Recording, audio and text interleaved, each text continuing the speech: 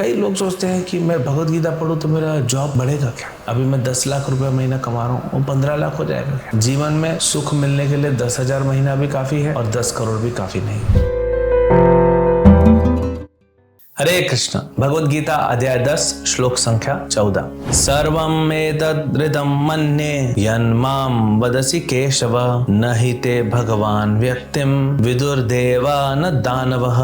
हे कृष्ण, आपने मुझसे जो कहा है उसे मैं पूर्णतया सत्य मानता हूँ। हे प्रभु, न तो देवतागण न असुरगण ही आपके स्वरूप को समझ सकते हैं। कितनी सुंदर बात यहाँ पे अर्जुन कह रहे हैं और सत्य कह रहे हैं और गुह्य बात है ये। अर्जुन का कॉन्फिडेंस देखिए। हे प्रभु, जो आप बता रहे हो सत्य है, ठीक है। इस सत्य को न तो असुर जान सकते हैं, ठीक है भाई, असुर है, असुर क्यों जानेंगे, वो तो दानव है, दैत्य हैं, दैत्य लोक में रहते हैं और आजकल हमारे पृथ्वी लोक पे भी वो आ गए हैं घूमने के लिए, तो अपना तांडव कर रहे हैं उन लोग, या फिर ऊपर से रिमोट कंट्रोल हो रहा है। लेकिन यहाँ अर्जुन कह रहे हैं कि देवता भी नहीं समझ सकते आपको। अब कोई बोलेगा ये तो बहुत हो गया, ऐसे कैसे हो सकता है, बट ये सत्य है। स्वयं ब्रह्मा जी कहते हैं हम नहीं समझ सकते आपको जब तक आप नहीं समझाओगे। शिव जी कहते हैं, शिव जी भ्रमित हुए मोहिनी स्वरूप को देख के, ब्रह्मा जी कई बार भ्रमित हुए, इंद्र भ्रमित हुए, कहाँ समझ पाए ब्रह्मा जी। एक छोटा सा लड़का है गोपाल, 5 साल का लड़का, अपने बछड़ों को लेके आया है और अपने मित्रों को लेके आया है, ये भगवान है, ब्रह्मा जी को बताएगा, ब्रह्मा जी नहीं माने, अभी टेस्ट करता हूँ इसका, तब माने। तो जब तक भगवान दिखाना नहीं चाहेंगे अपना स्वरूप, जब तक भगवान अपने बारे में बताएंगे नहीं समझ पाएंगे। अब प्रश्न ये है मैं कैसे समझूं, तो सबसे पहले क्या करना पड़ेगा भगवान को समझने के लिए? अरे भगवान आएंगे क्या मुझे समझाने? मैं तो अर्जुन जैसा नहीं हूँ, मैं तो न उनका मित्र हूँ, न उनका सखा हूँ, न भक्त हूँ, न शुद्ध हूँ, कैसे समझूंगा? तो आइए आपको बताते हैं भगवान के बारे में कैसे आप जान सकते हैं, कैसे समझ सकते हैं, भगवान से कैसे प्रेम उत्पन्न कर सकते हैं, ये सब आपको बताया जाएगा। सबसे पहले आप अपना जैसे मोबाइल चार्ज करते हो, कहाँ जाते हो? प्लग पॉइंट के पास। आप ऐसा तो नहीं करते ना हवा में मोबाइल चार्ज हो जाओ, चार्ज हो जाओ, चार्ज हो जाओ, फिर आप देखेंगे मोबाइल बोलेगा क्या मस्करी कर रहा, मजाक कर रहा, ऐसे चार्ज होता है? हवा में चार्ज करेगा? चलो बिजली के पास ले चलो। तो बिजली क्या है? ये बिजली शुद्ध ज्ञान है। लेकिन ये मिलेगा कहाँ पे? बिजली चार्ज होता है, मोबाइल को चार्ज करता है, हमको शुद्ध ज्ञान चाहिए, तो मिलेगा कहाँ पे? प्लग के पास। प्लग में कहाँ से आता है? मीटर मेन बॉक्स है, इलेक्ट्रिसिटी बॉक्स होता है घर के बाहर, वहां से। वहां पे कहाँ से आता है? खंबे से वायर लगी रहती है, खंबे में कहाँ से आता है? ट्रांसफार्मर से। ट्रांसफार्मर में कहाँ से आता है? पावर प्लांट से। पावर प्लांट में कहाँ से आता है? पावर प्लांट में कहीं से नहीं आता, वो खुद जनरेट करता है। सो कृष्ण जो है इस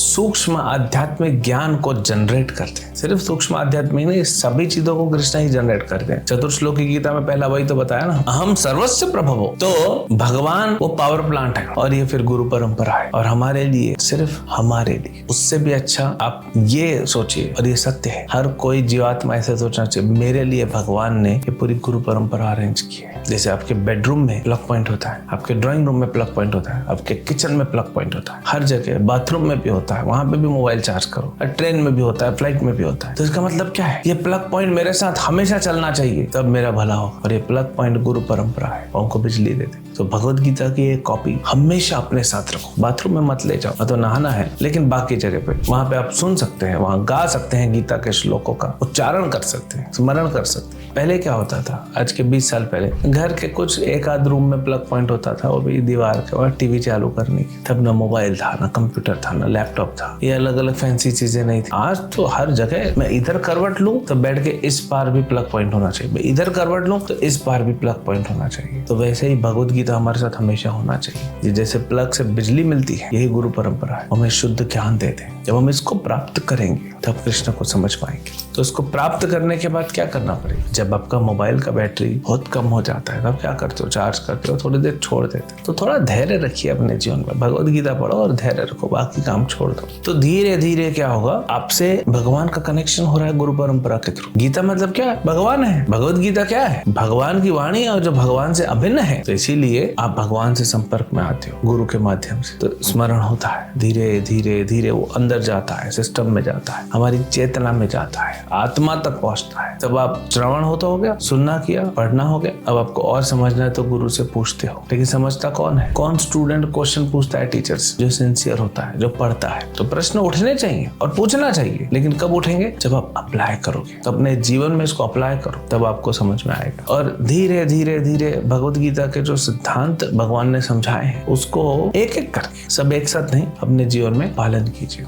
जीवन में पालन करने का मतलब क्या क्या है? भगवत गीता को मैं पढ़ रहा हूँ, सुन रहा हूँ, कोई डाउट है तो पूछ रहा हूँ, फिर अपने जीवन में उसको पालन कर रहा हूँ। जब मैं जीवन में पालन कर रहा हूँ तो कर क्या रहा हूँ पता है आपको? मैं भगवान कृष्ण के प्रति समर्पित हो रहा हूँ, उनका कहना सुन रहा हूँ ना। गवर्नमेंट क्या कहती है? गवर्नमेंट कहती है हमने ये आदेश जारी किया है। आप कई बार देखेंगे राष्ट्रपति एक देश के हमेशा ऐसे दिखाते रहते हैं, एग्जीक्यूटिव ऑर्डर ये फॉलो होना चाहिए। तो संसार के लोग हैं, बुद्धि कहाँ है? तो गवर्नमेंट चाहती है कि हमने ये ऑर्डर बनाया, आप पढ़ो और उसको पालन करो। जब पालन करते हो मतलब क्या है? आप गवर्नमेंट की सुन रहे हो, समर्पित हो रहे हो। ऐसे ही जब भगवत गीता को अपने जीवन में पालन करोगे मतलब आप कृष्ण के प्रति समर्पित हो रहे हो। और कृष्ण क्या बोलते हैं? सर्वधर्मान् परित्यज्य माम एकम शरणं व्रज। जो मेरे प्रति समर्पित होता है मैं उसकी रक्षा करता हूँ, उसके पाप कर्मों के फल को काट देता हूँ, उसको सुरक्षा तो देते ही है और उसको मोक्ष देता हूँ। माँ शुचः, डरो मत। तो भगवत गीता को पालन करने से आपका सारा जीवन जो है सेट होने लगेगा। कई लोग सोचते हैं कि मैं भगवत गीता पढ़ूं तो मेरा जॉब बढ़ेगा क्या? अभी मैं 10 लाख रुपए महीना कमा रहा हूँ, वो 15 लाख हो जाएगा क्या? देखिए, आपको आनंद प्राप्त करना है। जीवन में सुख मिलने के लिए 10,000 महीना भी काफी है और 10 करोड़ भी काफी नहीं है। तो भौतिक संसार यही तो समझना है गीता में। भौतिक संसार तो एक प्रलय आएगी, सब खत्म हो जाएगा। एक छोटा सा प्रलय आ जाता है, तूफान आ जाता है, भूकंप आ जाता है, आग लग जाती है, वैसे ही खत्म हो जाता है। कितने सारे लोग आप देख रहे हो रोड एक्सीडेंट में मर रहे हैं, कैसा मृत्यु हो जा रहा है, कहीं पे ट्रेन एक्सीडेंट, फ्लाइट क्रैश हो रहे हैं। ये संसार ऐसे